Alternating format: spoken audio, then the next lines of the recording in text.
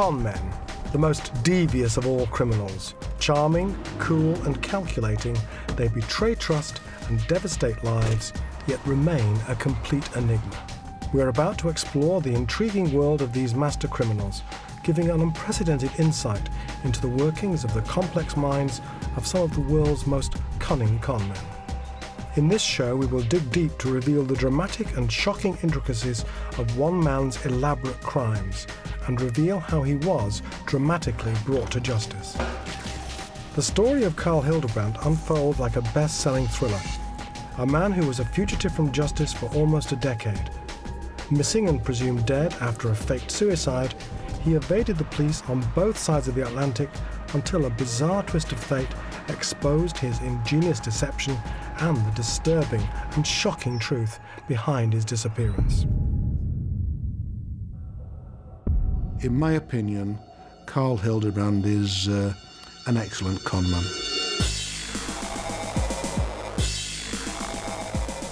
Carl Hildebrandt's family probably went through a living hell, wondering what had happened to their son. Carl's mother certainly believed that her son had committed suicide. She thought he was dead. The mystery of what had happened to Carl Hildebrandt would remain unsolved for 8 years, with the con man and the law playing a complex game of cat and mouse. He was obviously a very determined and inventive individual, really.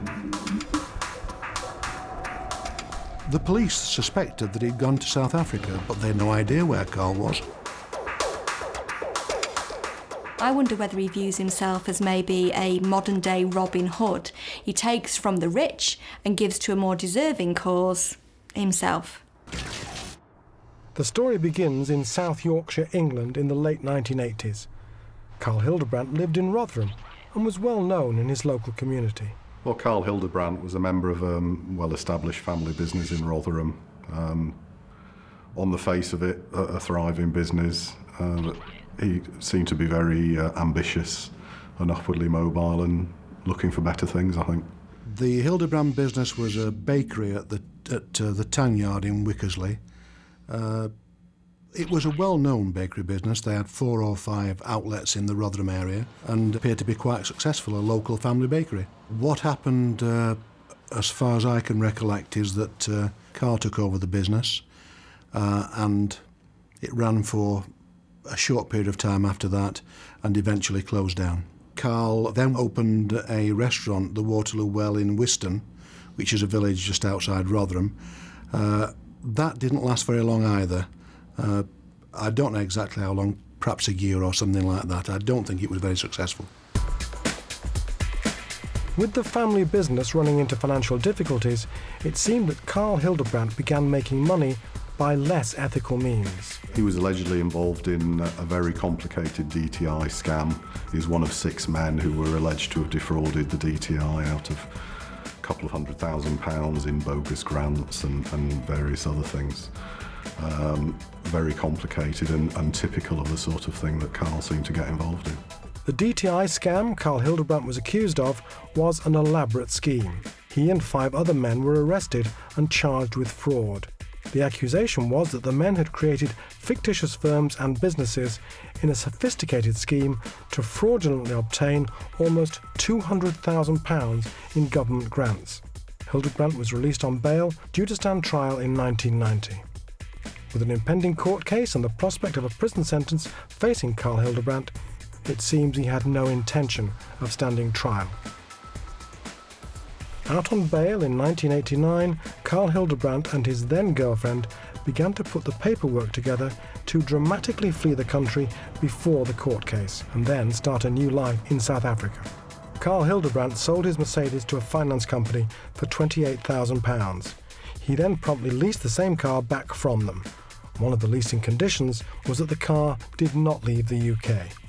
However, Carl Hildebrandt did not honour the agreement. He pocketed the profit from the sale and then stole the car. He took it to Belgium. The car was placed in a container along with personal possessions in the port of Zeebrugge, ready to be taken to South Africa. Phase 1 of the plan to start a new life abroad was completed, but Hildebrandt and his girlfriend would still need more cash to start their life overseas. and it appeared they had easy access to a lot of money. He had a girlfriend at that time who worked for a Rotherham company, Nisa Eskefeld, who were a distribution outlet for grocery stores. She was quite senior secretary in there, I believe. 4 cheques were stolen from a chequebook belonging to the managing director of the company. Those cheques were made out for large sums of money, and eventually that was transferred into a sum in excess of £100,000. And those cheques were used to open a bank account in Leeds. Fictitious details were used, and it was never ascertained who actually opened that bank account. Well, the police suspected that Carl had opened that bank account. That's what they thought at the time. There are a number of motives that con men employ in seeking to attain their goal. The one that we know most commonly is for financial gain, and we see this in the newspapers most often, where they've built either banks or individuals out of large sums of money. Another would be that they seek revenge or retribution because they feel they've been cheated in life and that they haven't gotten what they deserve, and they attempt to get that by conning others. I think that we can all appreciate the law of a fast buck, basically. And so there's a series of decisions that people would go through when contemplating a scam. You'd look at whether you could get away with it or not, what you stood to lose and what you stood to gain. It seems that at the time that Carl Hildebrandt started his scams, he was experiencing some financial strain, and so that to him would have been an indication that he didn't have too much to lose, but he had everything to gain. Well, everyone have to search their individual conscience to decide if they felt strong enough to refuse a lot of money against doing something immoral and illegal. It's a calculation I guess that a lot of people make all the time, and they don't go down the criminal road. Most of us don't lie because we're afraid that we'll get caught and we'll either be humiliated or punished. And con artists don't seem to have that same type of fear and anxiety. Well, that money was used to buy a large amount of Krugerrands, which is a South African gold coin. South African Krugerrands were first minted in 1967. Each coin contains 1 ounce of 22-carat gold. In today's market, 1 Krugerrand coin is worth in the region of £360, and Carl Hildebrandt was suspected of acquiring enough of them to live a very comfortable life in South Africa. Well, I haven't counted how many Krugerrand coins Carl had, but he had £100,000 worth of these, allegedly. This is made of the finest gold, and these things are very, very expensive. At the time when Carl allegedly had these in his possession, they were worth over £100 each then. With the police alerted to the stolen cheques and aware they'd been converted into Krugerrands, they began to connect Carl Hildebrandt to the crime. If their suspicions were right, his plan to leave the UK and head to South Africa was flawed. I'm informed that Carl's mistake as far as these coins were concerned is that once you buy these coins in this country or any other country, you can't take them back into South Africa as a coin. You've got to change them back into the South African currency before you can take them back. This would ruin his plot because he would have to take a chance on being able to smuggle these coins through customs in South Africa, which probably would have been very difficult, bearing in mind that at the time we're talking about, South Africa was not a free and open country. Carl Hildebrandt's trial date was approaching fast. He was involved in other alleged financial scams where he was trying to obviously get hold of a lot of money with a view to skipping the country. Well, the allegation, again, is that Carl was trying to sell these Krugerrands. Some of them were eventually recovered in a carrier bag in the back of a car at a garage in Mexborough. Just a few days before Carl Hildebrandt and his then-girlfriend were due to flee the UK and fly to South Africa, the police made their move and caught up with them. They were arrested and interviewed on suspicion of theft and handling stolen goods. Carl Hildebrandt was known to the police and therefore the press really because of his activities in some fairly dodgy financial dealings. Well, he was interviewed on suspicion of theft of the cheques from the Nisa Eskefeld, the handling of stolen goods, which were the Krugerrands because they were the proceeds of theft of the cheques, the The car was found in Zeebrugge, so he was also interviewed for theft of that car, because that car, the Mercedes car, was on finance. And they also found documentation whereby he'd had a transit van on finance, and he'd actually sold that. They recovered that as well. Now arrested and charged a second time, Carl Hildebrandt was facing 2 court cases, one for the DTI scam and the second for the stolen cheques. Things were not looking good for Carl Hildebrandt. Having been charged with these offences, the girlfriend that Carl had at that time was granted bail. Carl was remanded in custody at Magistrates Court in Rotherham. His family offered to put up sureties for him, which were accepted by the court, and he was granted bail in the surety of 2 £50,000 sureties, with other bail conditions that he should reside at his home address and report to the police and sign the bail book at Rotherham Police Station. But no one could have predicted Carl Hildebrandt's next move. Shortly after his family posted bail, Carl Hildebrandt executed his secret master plan that left the police, his family, and his local community shocked and devastated, creating a mystery that lasted almost a decade. In 1989, Carl Hildebrandt was facing charges of fraud, along with 5 other men. Before his day in court, Carl Hildebrandt had been charged a second time. He was arrested on suspicion of theft and handling stolen goods, after blank cheques were stolen from his girlfriend's workplace and cashed for £100,000. It was thought he was planning to use the money to leave the UK and flee to South Africa. He was remanded in custody until his family posted bail of £50,000. The allegations regarding the original crimes, a lot of planning went into it. The opening of a false bank account, the preparation for flight, the car to Zeebrugge, all this was meticulously planned by Carl. So I would say he was certainly quite bright and did the job well. In March 1990, just a few days before Carl Hildebrandt was due to stand trial in South Yorkshire, England, he stunned his family and local community by pulling a stunt that was to create a 10-year mystery.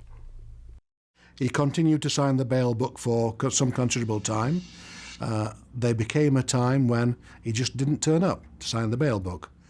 He was circulated as wanted by the South Yorkshire Police for breach of his bail conditions. The date of his court date, where he was supposed to arrive for committal, that passed, and a warrant was issued from Rotherham Magistrates Court for failing to appear.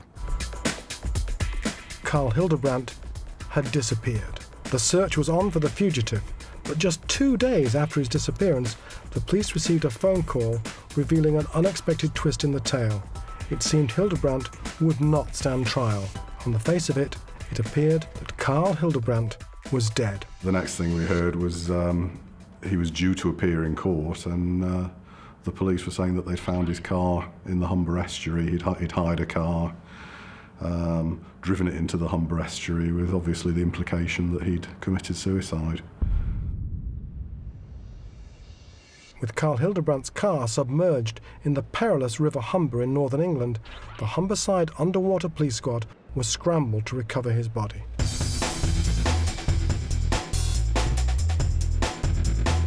We were called out to assess the situation.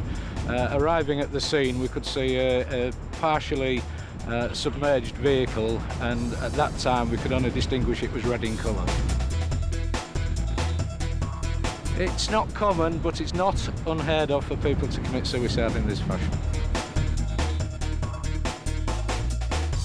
The search we did was wearing full diving equipment. I was elected as the diver on the day. I entered the water, searched in and around the vehicle to establish that there was nobody in the vehicle. Due to the type of water, the River Humber, there's so much suspended silt. There's no visibility whatsoever once you go under the water. So it was a case of searching around the vehicle, and in this event I actually removed the vehicle registration mark and came back up to the surface to enable me to read it. I passed that information on to my colleagues on the riverbank, and they conducted a police national computer check of the vehicle registration mark. That car was traced to a car hire company in Parkgate, Rotherham, and the owner was able to confirm that Carl Hildebrandt had hired that car. The police had directly linked the submerged car to Carl Hildebrandt. But the circumstances were mysterious, and while his family grieved, the police were suspicious. No body was recovered from the river, and the question began to emerge: what had actually happened to Carl Hildebrandt? Had the man facing charges drowned himself to avoid having to go to trial, or had he faked his death? It had sort of connotations of Reggie Perrin to it, the TV series where clothes were left at the side of the river and Reggie was never seen again. He was very much missing but presumed dead, and it was very much a story out of a thriller rather than an average Rotherham crime story. It was believed that he'd tried to fool everyone into believing that he'd committed suicide. The police never ever believed that, but Carl's mother certainly did. Well, few things in life are as painful as losing a child. And for a person to have that level of disregard for the feelings of someone who reared them is inconceivable to most of us in society. Carl Hildebrandt's family probably went through a living hell, wondering what had happened to their son. She definitely suspected that he had killed himself by drowning in the River Humber. She, in fact, blamed the police for that at the time. She was very, very upset about it. They would have had numerous unanswered questions.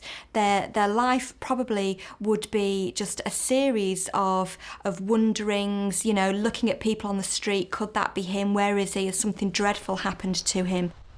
If you don't have a body and you don't have the answers to those questions, you've got no closure, and it's very difficult for people to then move on and move forward in their lives. What we know about grief is that it's easier to resolve the grief if you have the ritual, the funeral, the ability to say goodbye. And when there's no body and the person's presumed dead and just missing, their grief is prolonged because they always wonder, what happened? Was there something I could have done to prevent it? Carl Hildebrandt's family may have believed that the River Humber in northern England had taken his life, but not everyone was so certain. It was obvious from the police's attitude that they weren't at all convinced that that's what he'd actually done, and they seemed to be treating it as very much an attempt to escape justice. So from the outset, the hunt was on, basically. They were very much looking for a Carl Hildebrandt who was alive and well. Carl Hildebrandt's actions in faking his own death, to me, appear to be the actions of a desperate man, a man who is panicking and is totally focused on himself and making a good escape. It takes a certain type of personality to be able to make a clear cut away from friends and family and just to start again under a new identity. You have to be quite a superficial person, quite a self-centred person to be able to cause your family to believe that you are dead and not take any actions to put that right, but also to be able to emotionally separate from people in such a sudden and shocking manner. And at no point did he try and attempt to make any kind of contact to put his family out of misery. The police investigation obviously couldn't go any further until they could find Carl, because they'd gathered all the evidence they required for the prosecutions. There was nothing more they could do but to put it on hold. The hunt for Hildebrandt may have hit a dead end, but this mysterious and dramatic story of a car being discovered in northern England's River Humber with no body inside was not going to go away. The Sheffield Star, on the anniversary of Carl's disappearance, annually ran a story about it with a photograph of Carl and where is he now, that sort of thing. Because the police never closed the case, and because they were always actively searching for him, and there were also various rumours that used to pop up. I mean, at one stage, apparently, he'd come back to see some mates and then slipped away again. I don't think that was ever proven to be the case, but it was a very strong rumour. It's the only case of its kind I've ever reported on, and not something that you would expect to report on in a court in Rotherham, basically. So, very unique. And obviously, from our point of view, you know, the local media, it was a great story. So we were obviously keen to keep it going. So we kept printing the stories quite regularly. The police were still hunting for him, reporting on the rumours. And I suspect they ran that for 7 or 8 years.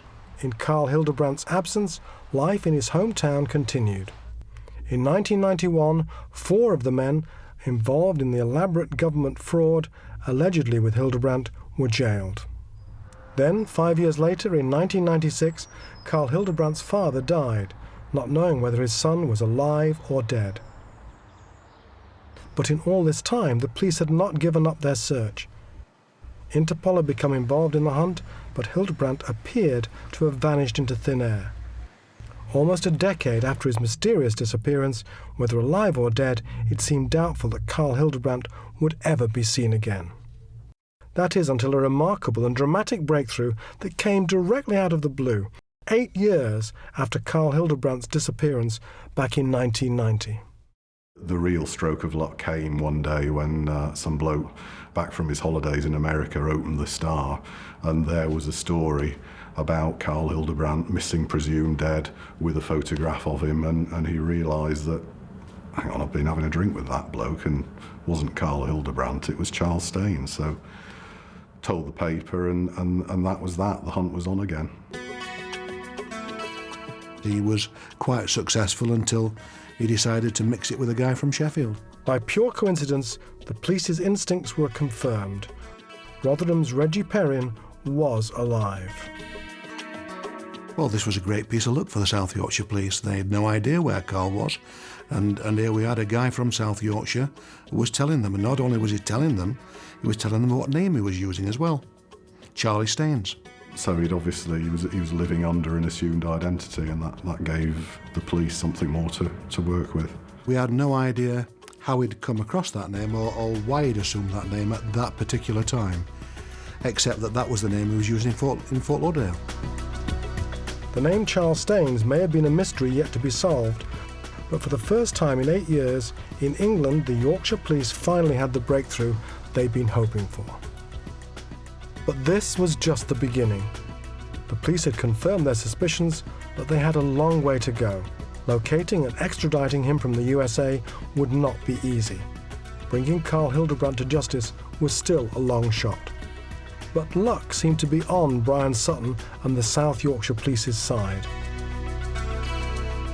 In another twist of fate, they were contacted by a Florida resident, the disgruntled ex-girlfriend of Charles Staines, aka Carl Hildebrandt.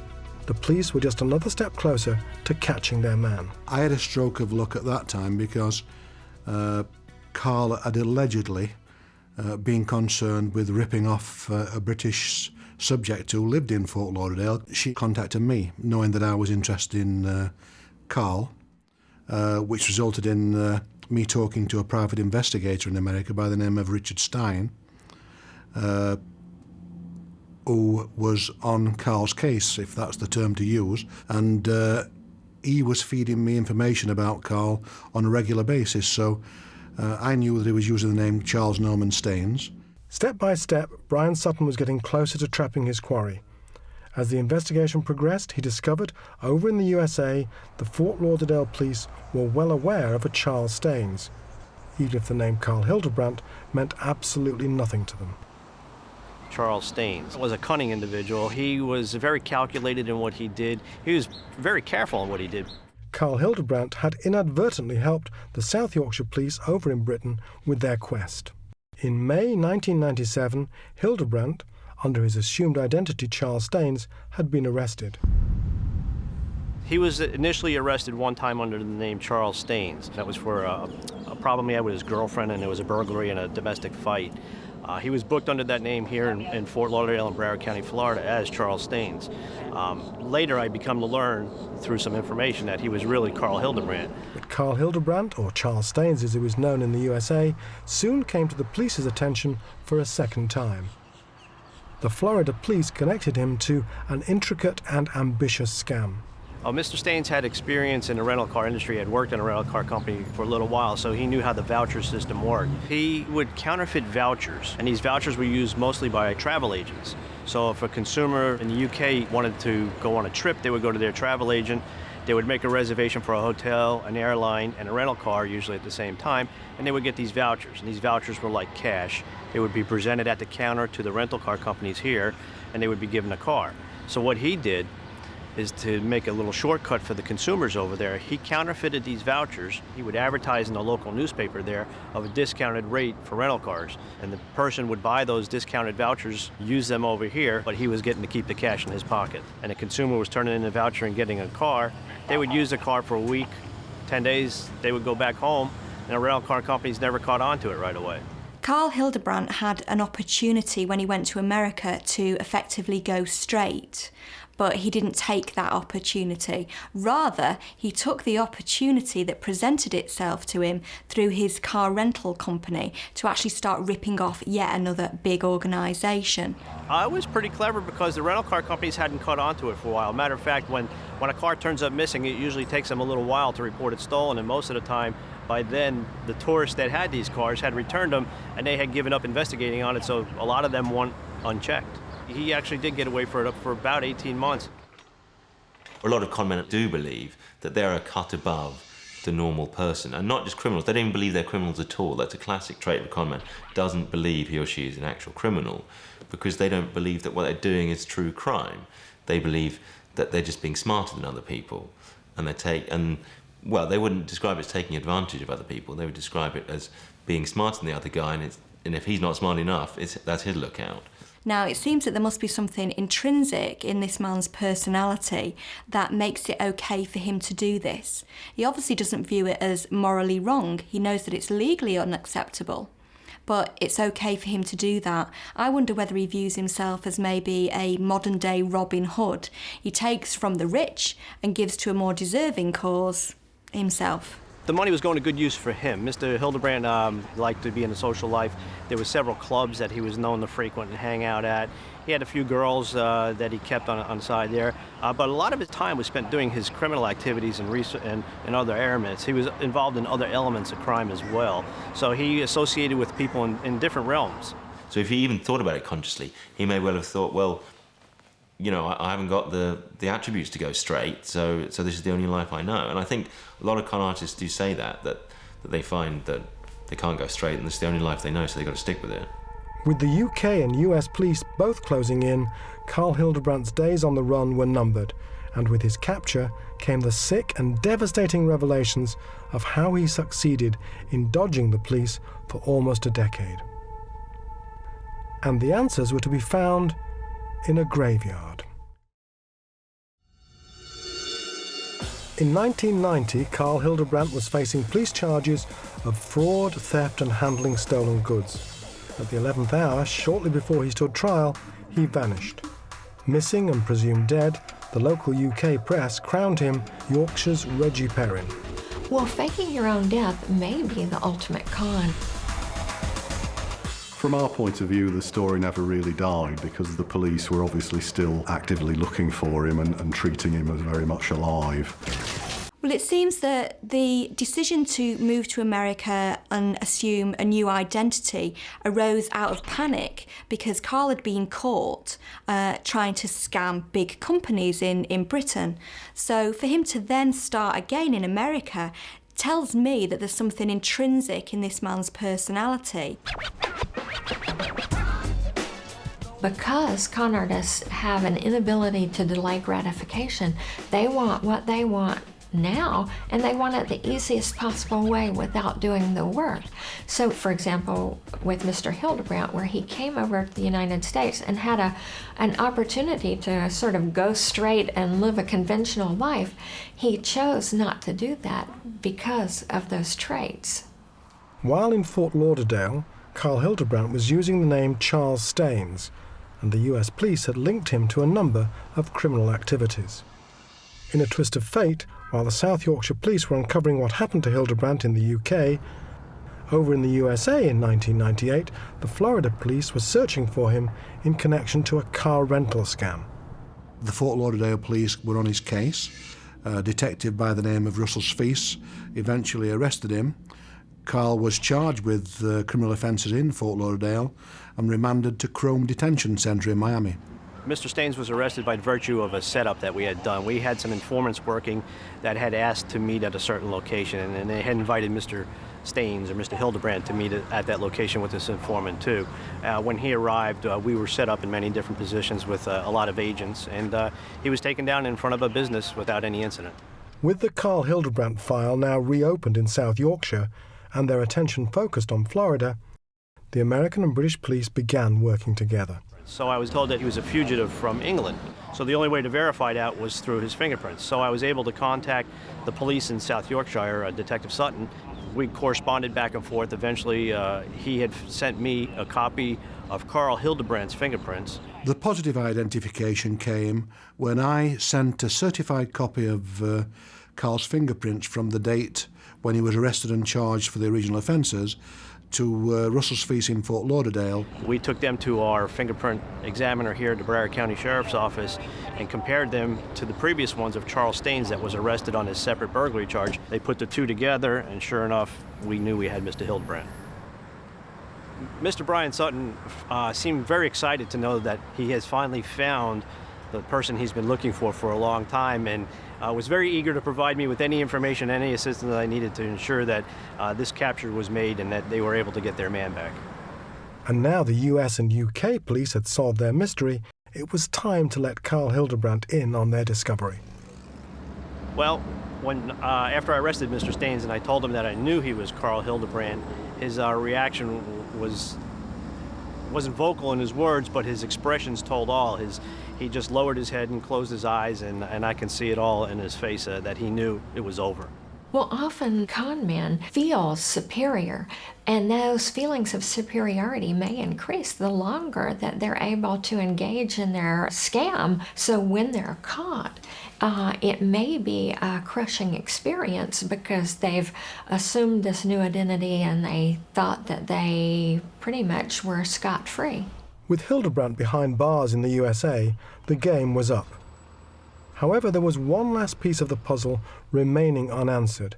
Where had Carl Hildebrandt found the identity Charles Staines? An identity that had kept him safely concealed from the British police and Interpol's extensive searches. Well, at that time, it didn't mean anything except that he was using another name. I was able to get the date of birth he was using, and as a result of that, we were able to find out that Charles Norman Staines had been a young man born in, I believe, North Ferriby in Humberside, who died at age 5 when he drowned in the River Humber, and Carl had assumed his name. But as Brian Sutton began to probe further, the disturbing discoveries kept coming.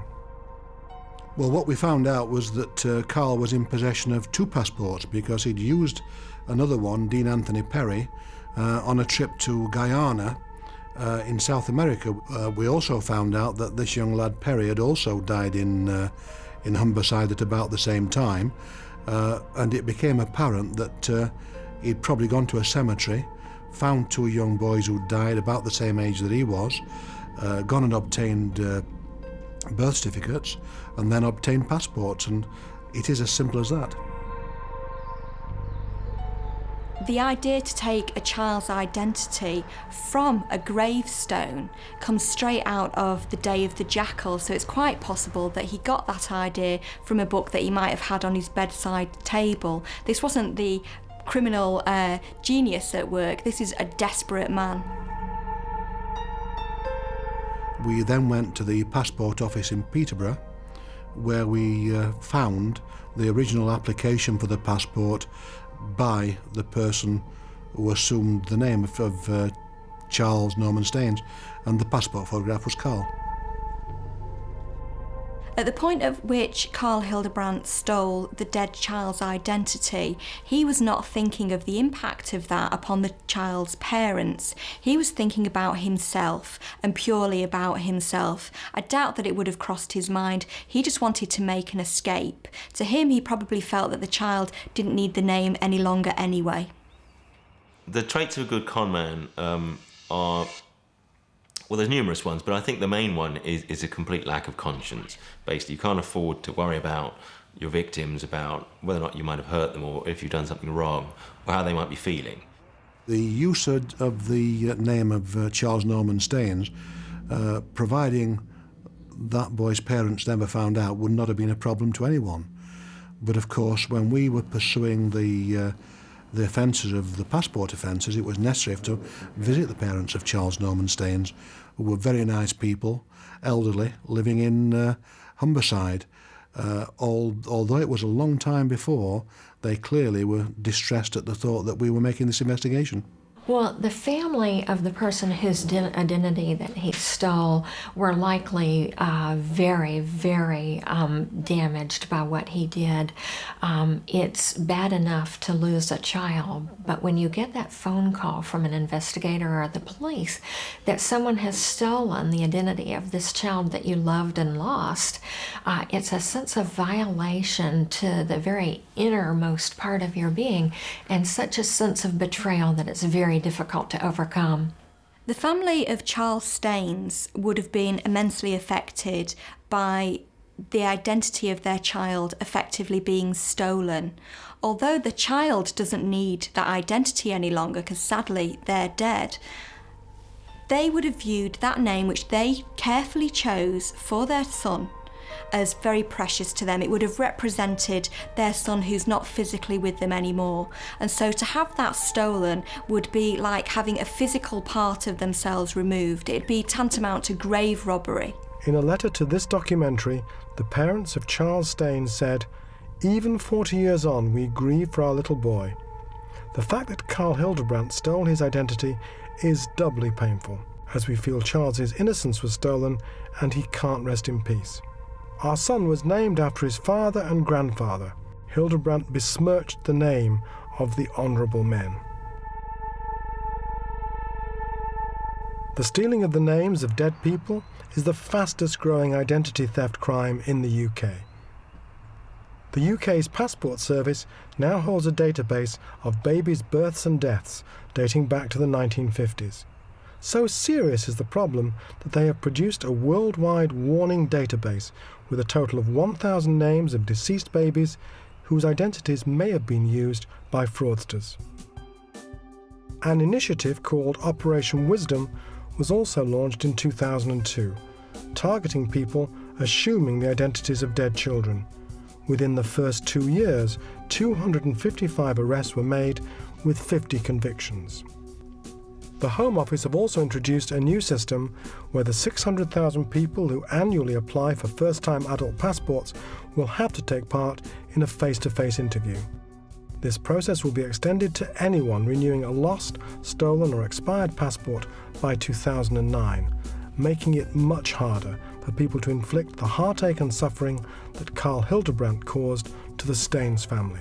What we do know is that these passports, the 2 passports that Carl Hildebrandt obtained, were applied for and obtained during the period that he was signing the bail book at Rotherham Police Station. So he was planning flight whilst he was on bail. It wouldn't have taken too long. I mean, I know from experience that you can fill the application form in and turn up at the passport office in Peterborough, and providing you've got the fee and you're prepared to sit and wait, they'll issue you with the passport there and then. By 1999, the long-standing mystery of Carl Hildebrandt's assumed identity and location was finally solved. But with Carl Hildebrandt in US custody due to the car rental scam in Fort Lauderdale, the police now had to work out how to get him back on British soil to face the charges that he fled from almost 10 years earlier. He stayed in jail for about a year until his trial date actually came about. The judge refused to let him out on any bond. He stayed in jail. His trial date came, and the judge decided to go ahead and release him on a condition that he get on a plane immediately to return to England to face charges that were awaiting for him there. And that was the agreement that was struck between him, his attorney, and us here. Now acquitted of the charges in the US, Hildebrandt was escorted back to the UK to finally face charges that he had fled from 8 years earlier. But no one could be prepared for what was to happen when he finally faced justice. Carl Hildebrandt's story reads like a bestseller. He faked his own death and then stole a dead child's identity to avoid standing trial in 1990 on charges of handling stolen goods and fraud. Missing and presumed dead, Carl Hildebrandt fled the UK and started a secret new life overseas. By the time the police found the car in the River Humber, it's possible that Carl had already gone. We're not certain because we have no recollection of where he went from and to, but he could have already gone by then. It was almost 10 years after his mysterious disappearance that the police finally caught up with him in the USA. Carl Hildebrandt was using the name Charles Staines, but despite the intricate planning to escape justice in the UK, on the other side of the world, Rotherham's Reggie Perrin was still getting himself into scrapes with the police. If Mr. Staines had not engaged in some criminal activity upon coming to the United States, there's a good chance he never would have been caught. Had he conducted himself in a polite, professional manner and done something constructive and real, he may be still walking around the streets here in the United States today as Mr. Charles Staines. The allegation came over that he'd been arrested in Mobile initially for some sort of car crime. They bailed him and he'd done a runner again. He eventually got arrested by the police at Fort Lauderdale, a detective there by the name of Russell Speece, who dealt with him for offences connected with cars. Was I surprised he was wanted in the UK? Not really, because I've heard so many stories in my 27 years in law enforcement, but it was just amazing that I actually got involved in a case like this, and it was quite intriguing once I heard the details of what had happened over there, and I thought, well, this is going to be a decent case to work, and it turned out it was. The judge said and agreed with his attorney and our prosecutor that he would be released now only to get on a plane to fly back to England to face the charges that he had to face there. With the UK and US police working together, August 1999 finally saw all their hard work pay off. He'd already served about 12 months in custody. His time was served, and he was brought on an aeroplane back to Manchester Airport by 2 officers from Crome Detention Centre. Carl came back to Manchester Airport at about 9:30 a.m. one morning. We went to collect him and bring him back to Rotherham Police Station. He was perfectly okay. He was very friendly and no aggravation whatsoever. It wasn't a personal thing between myself and Carl, but it did close a book as far as the South Yorkshire Police were concerned, because he'd been missing for 8 years, and we got him back, so it was a closure. As far as the police are aware, it was the first time Carl Hildebrandt had stepped on British soil in almost a decade.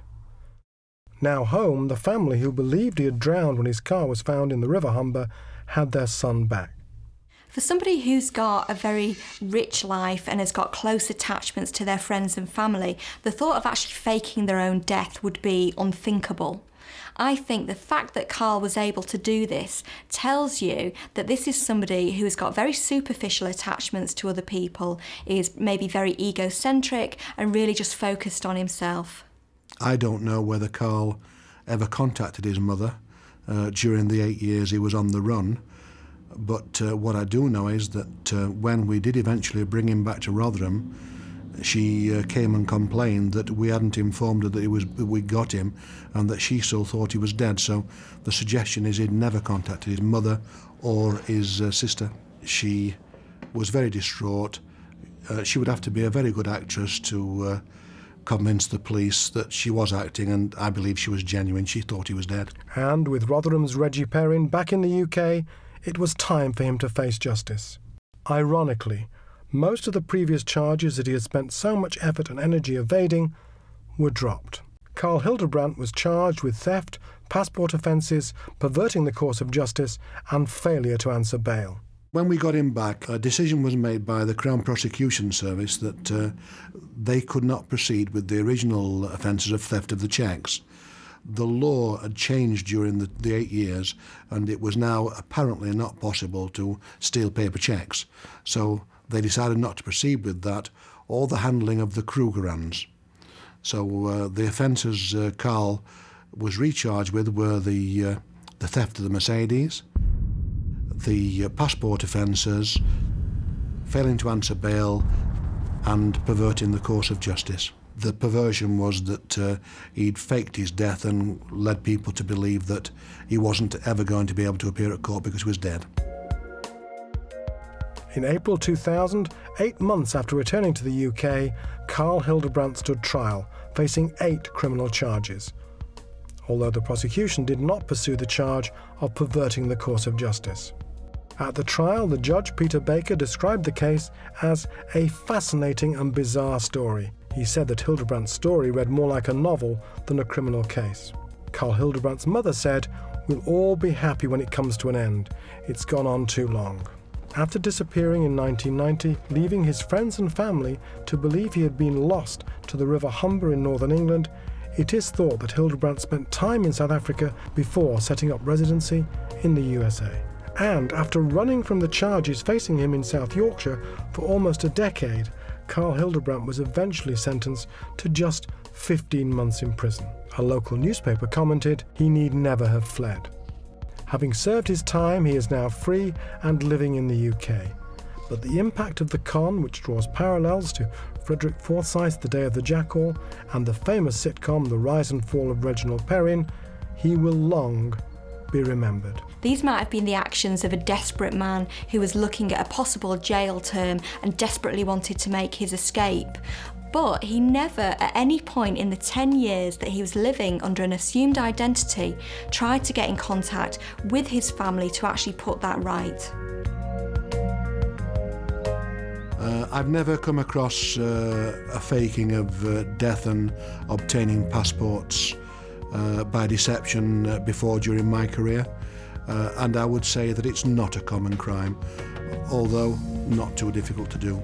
And what is also the case is that these 2 passports have never been recovered.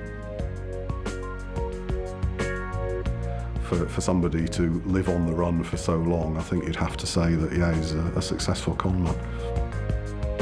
In my opinion, Carl Hildebrandt is an excellent conman. Carl Hildebrandt was a cunning individual. He was very calculated in what he did. He was very careful in what he did, but like anybody else, they always make a mistake here and a mistake there, and it always catches up to him. But I think he was clever. He was very witty. There's no question about it. He was sauvé. He liked to play with the women a lot and get around, but eventually bad people always get caught, and that's our job, to find them.